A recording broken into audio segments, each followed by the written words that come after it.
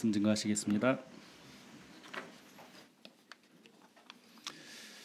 할렐루야로 우리 인사 나누겠습니다. 할렐루야, 할렐루야. 한 주간에도 주 안에서 평안하셨습니까? 아침, 저녁, 오후로 기온차가 심합니다. 건강과 감기에 유의하시기 바랍니다. 우리 옆에 계신 분과 함께 또 환하게 웃으면서 우리 인사 나누겠습니다. 항상 기뻐합시다. 모든 일에 감사합시다. 정말 꽃 중에 제일 아름다운 꽃이 웃음꽃이라고 합니다. 안식일날 우리 모든 우리 성전에 아름다운 웃음꽃이 활짝 피어나는 그런 즐겁고 복된 안식일 되시길 주님 이름으로 축원드립니다. 예수 그리스도 이름으로 하나님 말씀 증거하도록 하겠습니다. 성경 말씀 창세기 2장 7절 8절 말씀입니다. 창세기 2장 7절 8절 말씀입니다.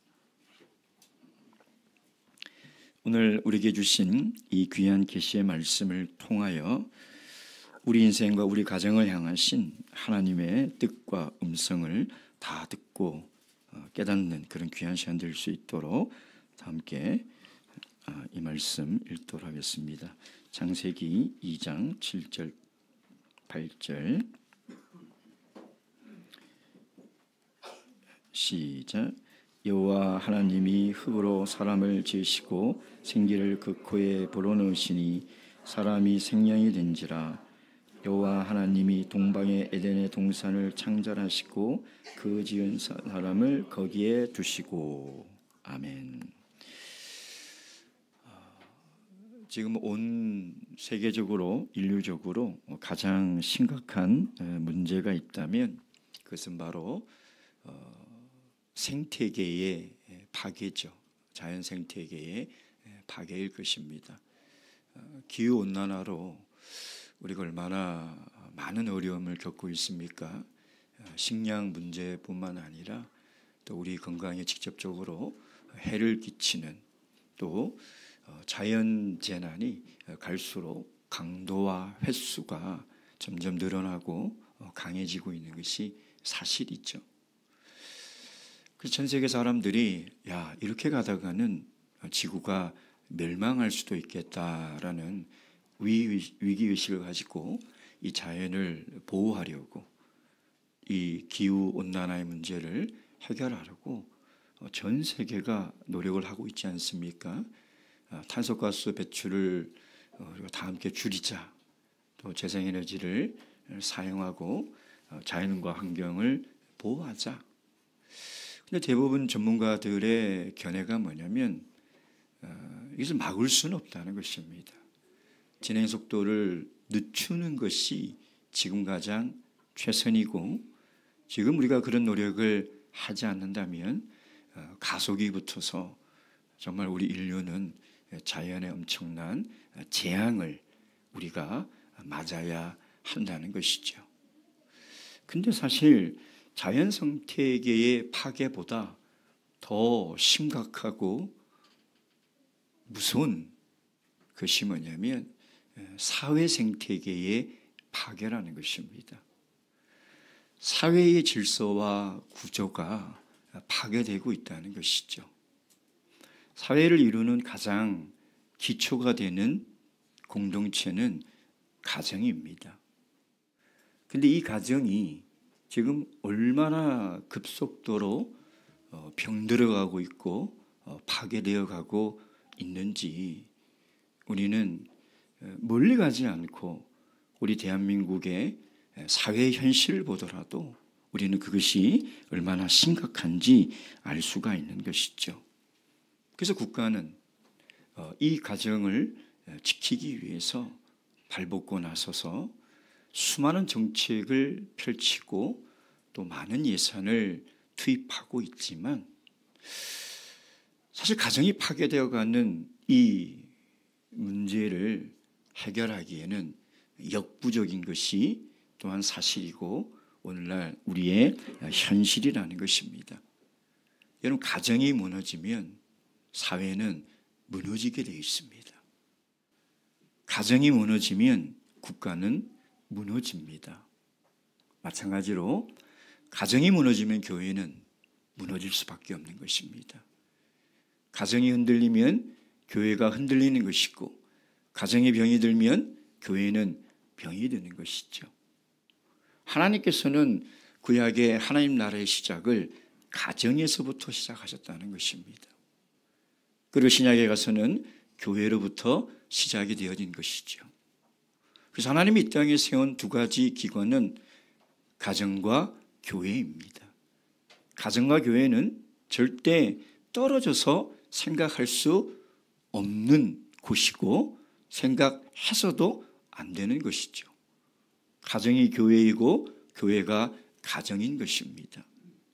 그만큼 가정과 교회는 밀접한 관계를 가지고 있다는 것이죠. 5월 가정의 달입니다.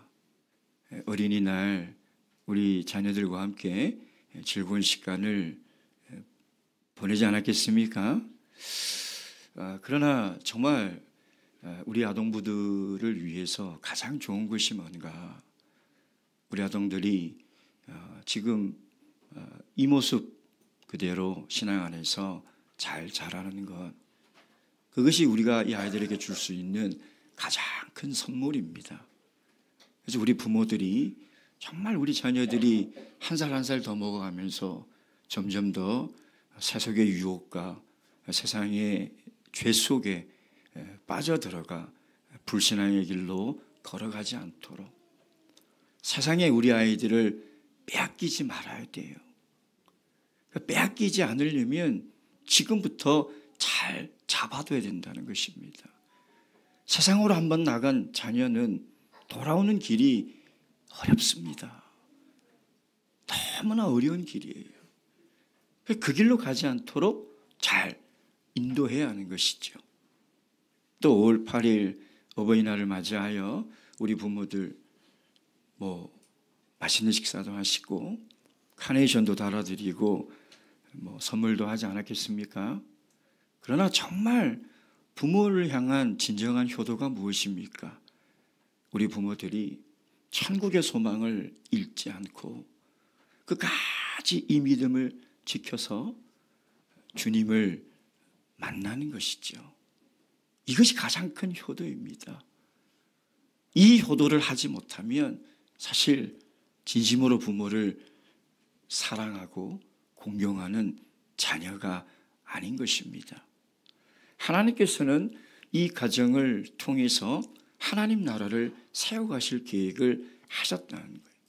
그래서 사람을 만드시고 이들을 에덴 동산에 두셨다는 것이죠.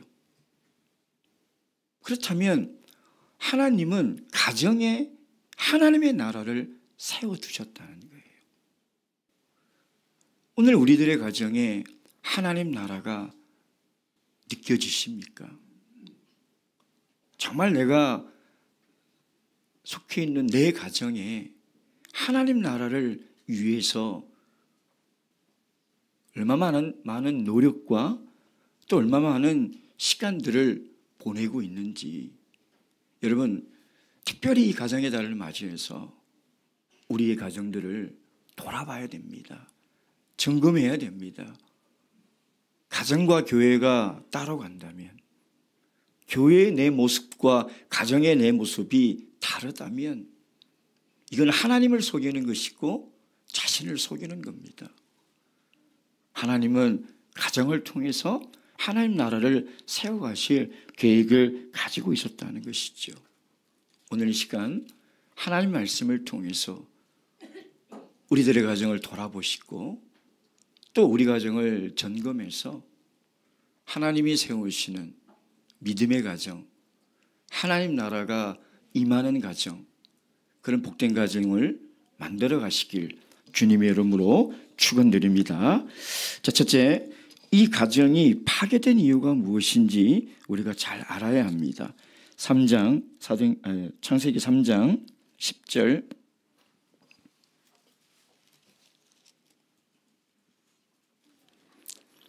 10절에서 12절 말씀 읽도록 하겠습니다. 시작. 가로되 내가 동산에서 하나님의 소리를 듣고 내가 벗었으므로 두려워하여 숨었나이다. 가로되 누가 너의 벗었음을 내게 구하였느냐? 내가 너더러 먹지 말라 명한 그 나무 실과를 내가 먹었느냐? 아담이 가로되 하나님이 주셔서 나와 함께 하신 여자 그가 그 나무 실과를 내게 주므로 내가 먹었나이다. 제가 이 뉴스를 보고 있는데 결혼지옥이라는 프로그램이라는 제목을 딱 봤어요. 그걸 보는 순간 너무 마음이 언짢았습니다. 결혼지옥? 아니, 아무리 PD들이 시청률이 중요하지만 해도 너무하다. 이렇게 꼭 자극적인 제목을 만들어서 사람들에게 보여야 하는가? 어떻게 결혼이 지옥일 수가 있는가? 화가 나더라고요. 도대체 뭘 얘기를 하는 건가 싶어서 봤어요. 보면서 결혼지옥이라는 제목이 과한 게 아니구나 라는 생각이 들었다는 것입니다. 그 밑에 달린 기사가 뭐냐면 그 프로그램에 나온 어떤 한 남편이 자살을 했다는 거예요. 근데 제가 몇몇 그 부부들의 현실을 보면서 정말 지옥이구나. 어떻게 저런 가정에서 살아갈 수 있지? 아니, 남편이 어떻게 저럴 수가 있을까? 어떻게 아내가 저럴 수가 있을까? 저게 어떻게 가정인가?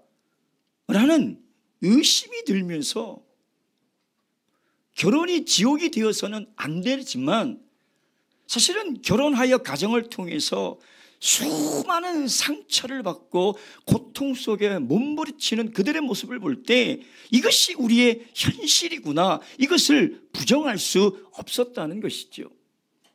그렇게 사랑해서 만나 100년 해로를 약속하여 결혼했건만 왜 서로에게, 자녀에게 그 모진 말들과 행동으로 마음에 상흔을 남기냐 이 말이에요.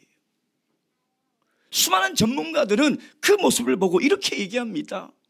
과거의 상처를 해결하지 못했기 때문에 그 상처로 인하여 저런 성품과 말이 나온다. 또는 저들이 사랑이 무엇인지를 모르고 무지하기 때문이다. 틀린 말은 아닙니다. 근데 근본적인 원인이 아니에요. 그것이 이유가 될 수는 있어요. 근데 그것이 근본적인 이유가 아니라는 것이죠. 성경은 근본 이유를 우리에게 분명히 이야기하고 있습니다. 왜 서로 사랑해서 만났건만 서로 모진 말로 서로에게 상처를 주고 자녀에게, 배우자에게 그렇게 아픔을 주는가? 그 이유가 어디에 있는가? 그것은 죄가 가정 안으로 들어왔기 때문이라는 것입니다. 여러분, 죄가 들어왔기 때문에 사람과 사람 사이의 관계가 파괴된 거예요. 죄가 가정에 들어왔기 때문에 가정이 병들어가고 가정이 문제가 생기고 가정이 무너지고 있다고 우리에게 이야기를 하고 있는 것이죠. 그 죄 때문에 남편이 아내를 제 몸처럼 사랑하지 못하는 거예요. 에베소에 보면 뭐라고 되어 있습니까? 남편들아, 아내 사랑하기를 제 몸같이 사랑하라 했건만 그 죄로 인해서 아내를 무슨 종부리듯이 하잖아요. 내 몸처럼 사랑해야 되는데 자기밖에 몰라요. 이기적이라는 것이죠. 죄가 만들어낸 거예요. 그러니 그 관계가 다 깨어져 버리니 어떻게 사랑할 수 있냐, 어떻게 화목할 수 있으며 어떻게 그 속에서 가정의 행복을 누리며 살아갈 수 있냐. 죄가 들어와서 관계가 깨어지고 다투고 서로 상처 주고 가정이 깨어지는 거래요. 성경은 우리에게 그걸 이야기를 하고 있다는 거예요. 여러분 창세기 2장 15절 말씀 보겠습니다. 창세기 2장 15절 말씀. 다 함께 읽겠습니다. 시작. 여호와 하나님이 그 사람을 이끌어 에덴 동산을 주사 그것을 다스리며 지키게 하시고, 하나님이 아담을 이끌어내사 에덴 동산에 하나님 나라 그 가정을 주시면서 어떻게 얘기했냐면 다스리고 지키라는 거예요. 왜 지키라고 했겠습니까? 가정을 파괴하는 존재가 있기 때문에 지켜야 한다는 거예요. 여러분 이 땅의 가정의 가장 되신 남편들, 우리 아버지들 명심해야 돼요. 하나님이 우리에게 가정을 주신 것은 돈 벌어오라는 게 아니에요. 하나님이 우리 가정에 나를 가장으로, 남편으로, 아버지로 세운 것은 제사장의 역할을 하라는 거예요. 세상에 죄들이 들어오지 않도록 가정을 지키라는 거예요.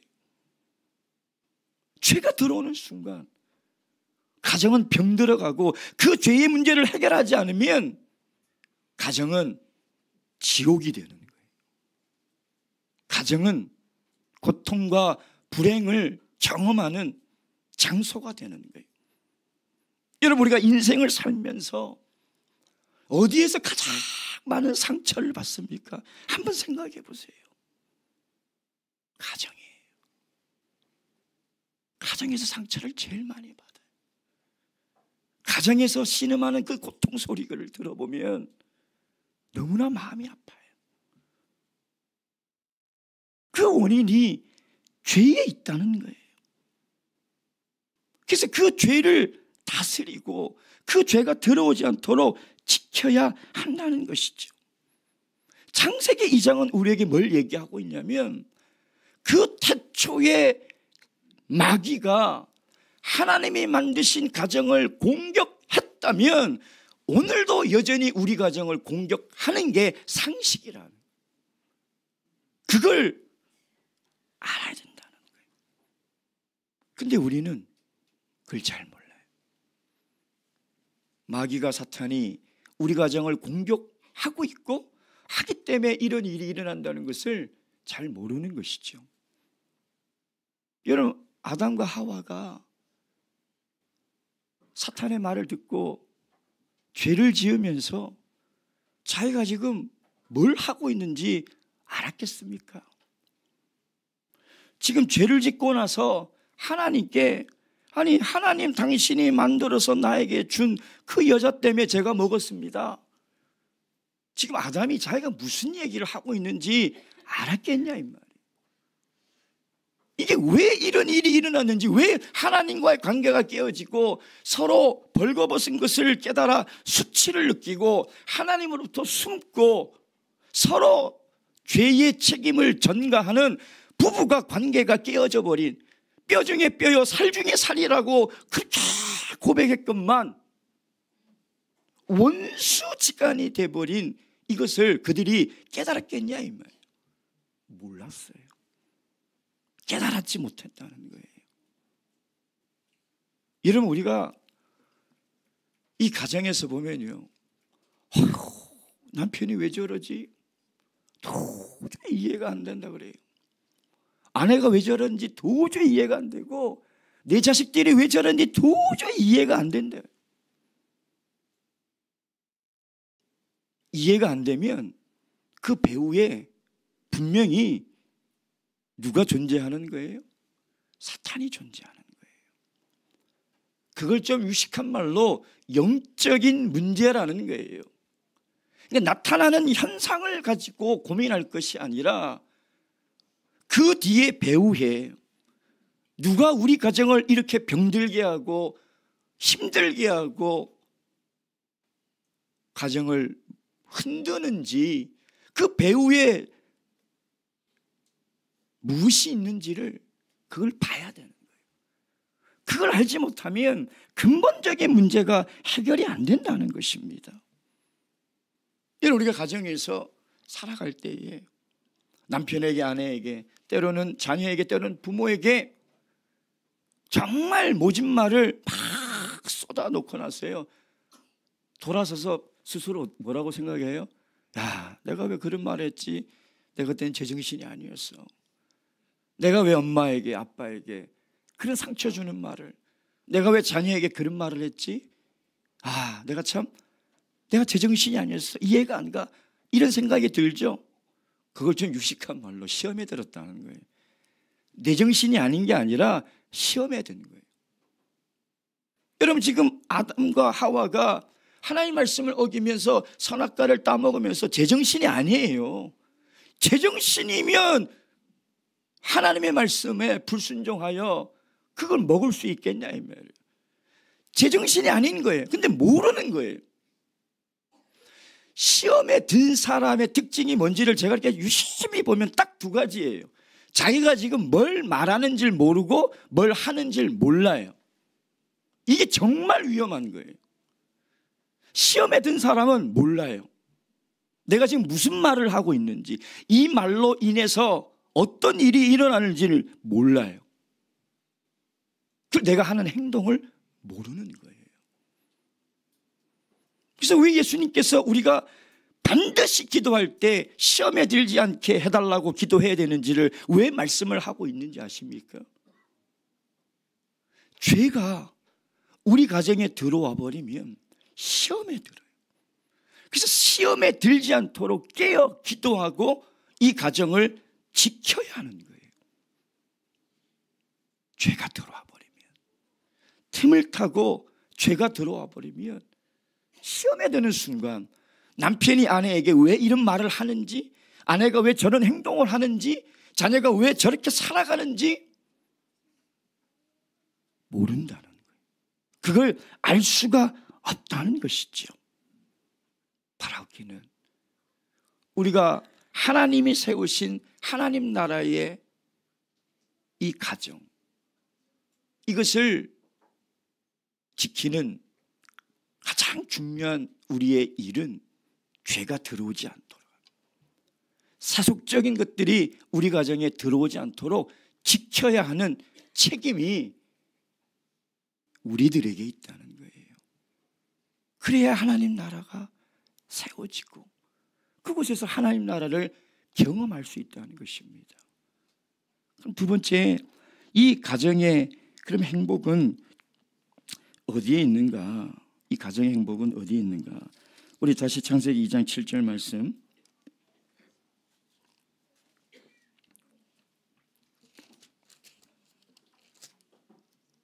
3장 7절입니다. 3장 7절 다 함께 읽겠습니다. 시작.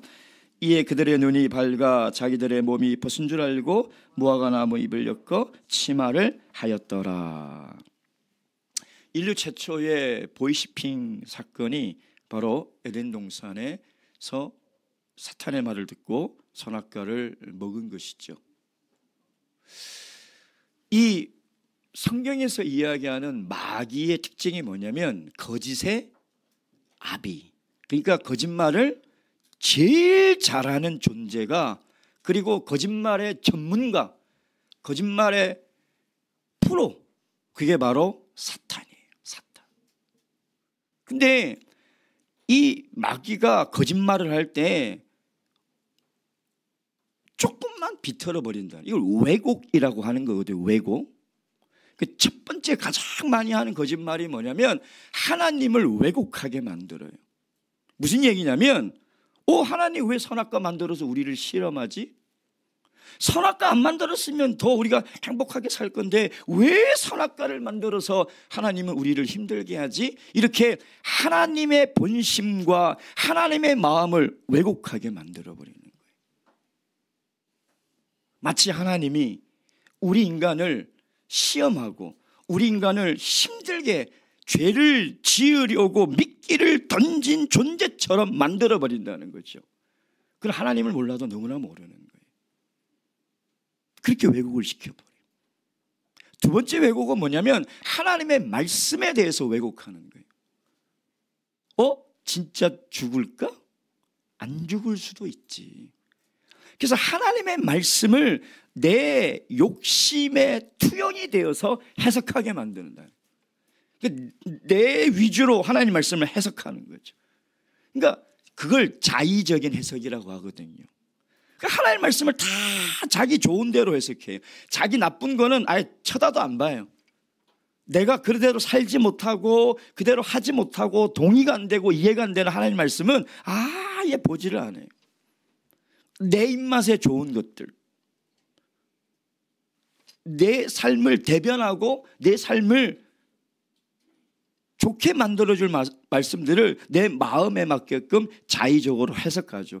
그걸 마귀가 제일 좋아하는 거예요. 그래, 이 말씀은 그런 뜻이 아니야, 이런 뜻이야 라고 이렇게 비틀어 버린다는 거예요. 그래서 죄가 가지고 온 결과가 뭐냐? 모든 것이 왜곡되어 버렸어요. 모든 것이 왜곡되어. 그러니까 가정에 대해서 왜곡이 되어버리는 거예요. 가정의 행복은 어디에 있는지 알아? 돈을 많이 벌어야 돼. 돈을 많이 벌어야 돼. 그러면 우리 가정이 행복해질 수 있어. 이 왜곡된 거죠. 그래서 모든 가정들이요, 돈을 벌기 위해서 모여있는 집단처럼 되어버린 거예요. 어떻게 하면 내가 돈을 많이 벌어서 우리 아이들을 행복하게 할까? 어떻게 하면 내가 돈을 많이 벌어서 우리 자녀들에게 유산을 물려줄까? 우리 자녀들이 어떻게 하면 돈을 많이 벌어서 살아갈 수 있을까? 왜 그럴까요? 행복이 거기에 있다고 마귀에게 속고 있기 때문인 것이죠. 근데 여러분, 지혜자들의 말을 들어보세요. 괴테라는 사람이 이런 얘기를 했어요. 왕이나 백성이나 가정에서 행복을 찾지 못하면 불행한 사람이다. 무어라는 철학자는 그런 얘기를 했어요. 사람이 행복을 찾으려고 전 세계를 돌아다니지만 결국 가정에 와서 행복을 찾는다. 여러분, 우리가 세상 어디에서 아무리 힘들게 살고 상처를 받고 어려움이 있어도 가정이 행복하면 그걸 다 이겨낼 수 있어요. 근데 가정이 행복하지 못하면 우리는 아무것도 이겨나갈 수 없는 거예요. 그만큼 가정의 행복은 중요하다는 것은 더 이상 말할 필요가 없이 우리가 잘 알고 있는 것이죠. 문제는 도대체 무엇이 가정을 행복하게 하느냐, 그걸 왜곡되게 알고 있기 때문에. 잘 산다는 말은요, 부자로 산다는 말이 절대 아닙니다. 잘 산다는 말은 좋은 관계 속에서 살아간다는 거예요. 그래서 가정의 행복은 어디에 있냐면 관계에 있는, 관계. 부부의 관계, 자녀와의 관계, 관계에 있는 거예요. 돈이 많으면 좋은 집에서는 살 수 있지만 절대 좋은 가정이 될 수는 없어요. 근데 그걸 왜곡된 세상의 가치관에 속아서 살아가고 있는 것이죠. 우리 골로새서 3장 18절 말씀, 골로새서 3장 18절 말씀.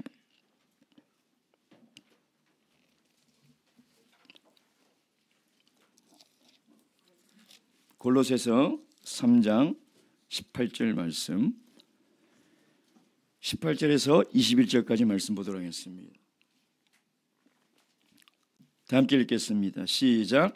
아내들아 남편에게 복종하라. 이는 주 안에서 마땅하니라. 남편들아 아내를 사랑하며 괴롭게 하지 말라. 자녀들아 모든 일에 부모에게 순종하라. 주 안에서 기쁘게 하는 것이니라.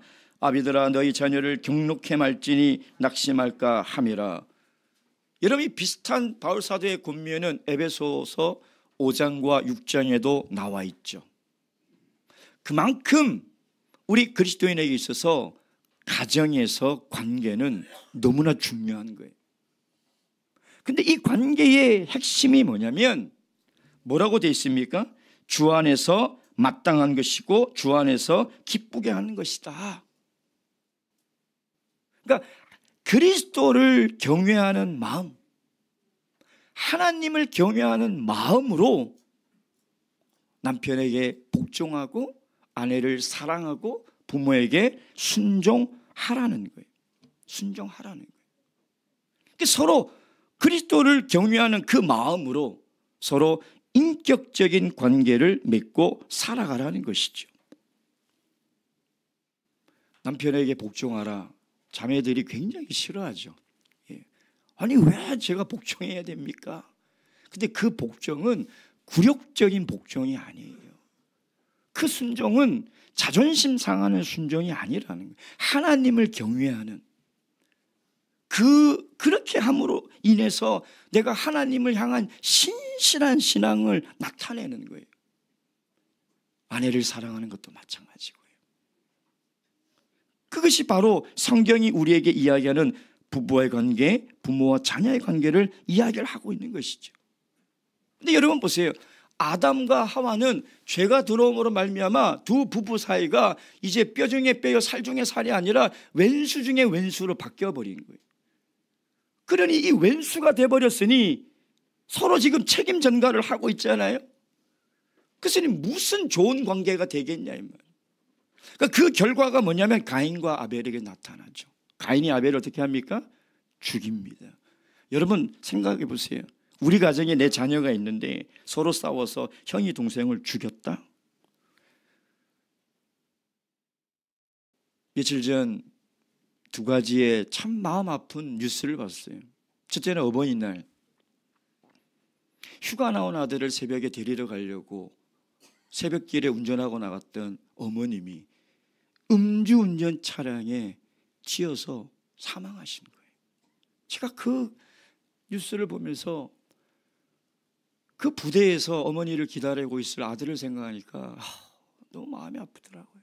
또 어버이날, 이제 휴가 나와서 어머니를 만나야 되겠다는 생각으로 카네이션도 준비했을 것이고 선물도 준비했을 것이고 이제 어머니가 만들어준 따뜻한 밥도 먹어야 되겠다라고 생각했을 건데 참 그렇게 이 어버이날 그런 일을 당하니 더 마음이 아팠어요. 그리고 또 어떤 뉴스를 봤냐면 어버이날 이 자녀가 부모를 존속 살해한 사건의 기사를 또 봤어요. 그 너무나 참 마음이 무너지더라고요. 너무나 가슴이 아프더라고요. 그 모든 것들이 죄의 결과거든요. 결국 아담과 하와의 관계가 죄로 인해서 단절되어 버리고 끊어져 버리고 왜곡되어 버리니 그것이 어디에 영향을 미치냐면 자녀에게 영향을 미친다는 거예요. 그래서 가정의 행복의 시작, 가정이 행복을 회복할 수 있는 열쇠는 누구에게 있냐면 남편과 아내, 부부에게 있는 거예요. 부부의 관계가 회복되지 않으면 가정은 행복해질 수가 없는 거예요. 여러분, 늘 다투는 부모를 보고 자란 자녀들은 절대 행복감을 누리지 못하고 안정감을 누리지 못하는 거예요.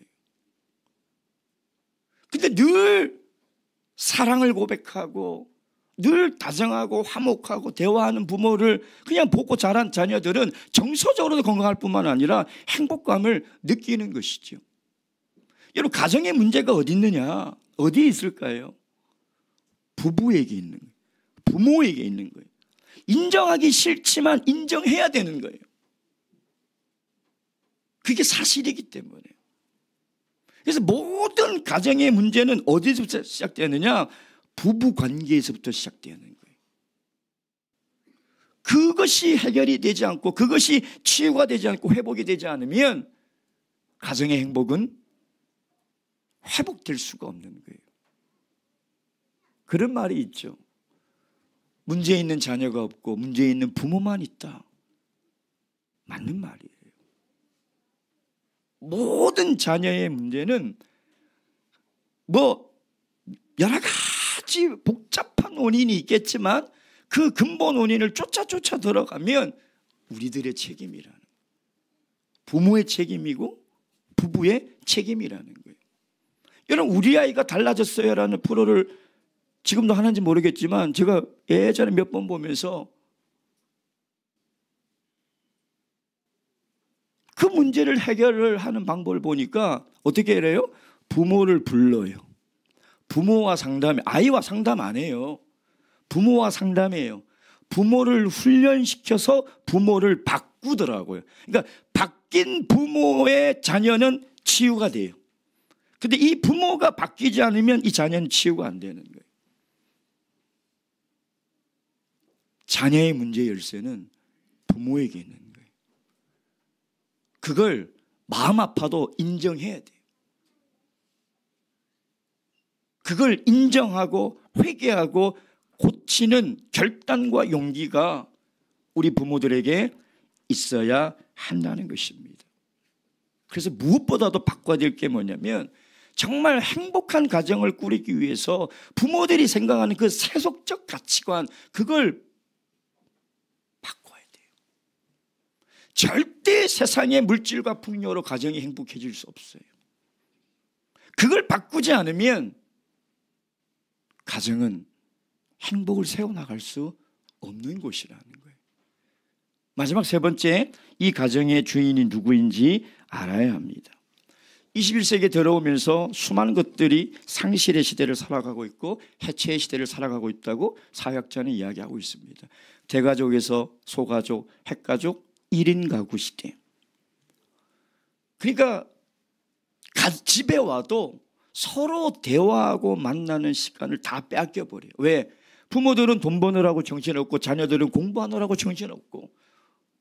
그래서 하우스는 있지만 홈은 없는, 집은 있지만 가정이 상실된 채 가정이 해체하는 시대를 살아가고 있다는.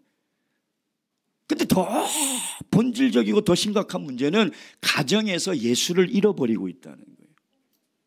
가정의 진정한 주인인 하나님을 잃어버린 채 살아가고. 여러분, 가정의 주인이 하나님인데 하나님이 빠져버리면 선장 없는 배가 망망대해를 포효하는 거하고 똑같은 거예요.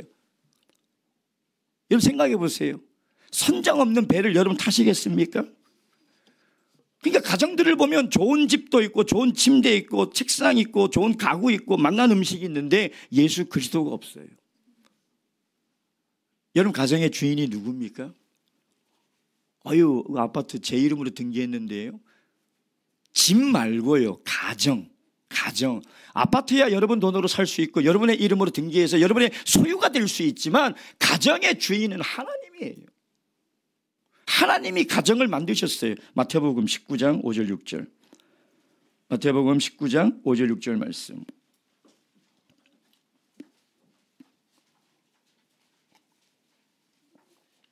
마태복음 19장 5절 6절 제가 읽겠습니다.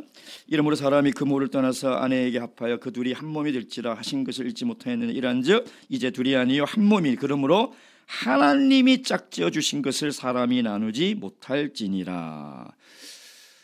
남자와 여자를 짝지어서 가정을 만드신 분은 하나님이라는, 하나님. 그래서 하나님이 이 가정의 주인이 된, 주인이. 이 가정의 주인으로 된다는 것이 뭐냐면 이 가정에 정말 하나님이 주인인지 아닌지 볼 수 있는 딱 두 가지가 있어요. 첫째는 뭐냐면 하나님을 경외하는 가정인지, 하나님을 경외하는 가정. 하나님을 경외한다는 건 뭐냐면 하나님을 무서워한다는 게 아니라 하나님을 두려워하는 거죠. 그래서 하나님이 가장 싫어하는 게 뭐냐면 우상이에요. 우상.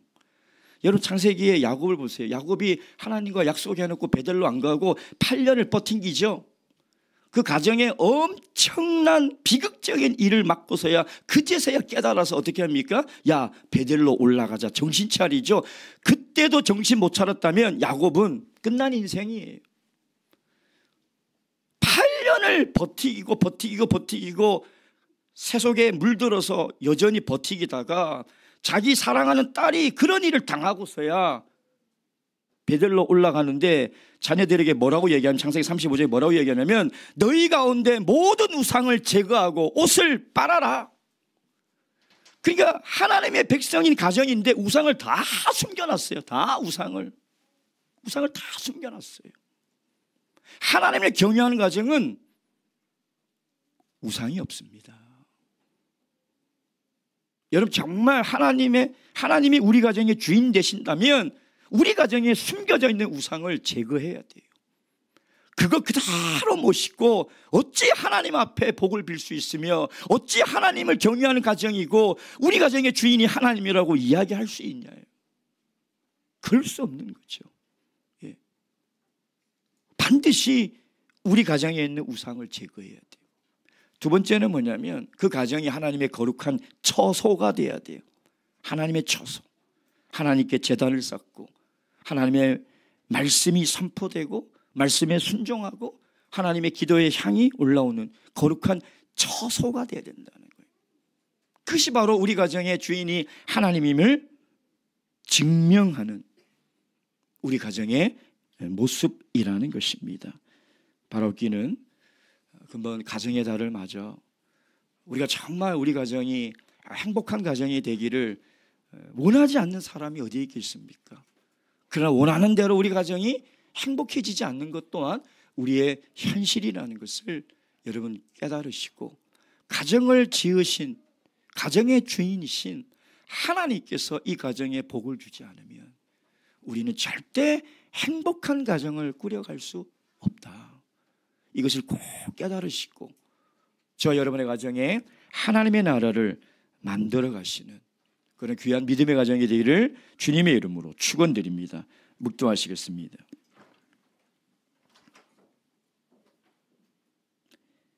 할렐루야.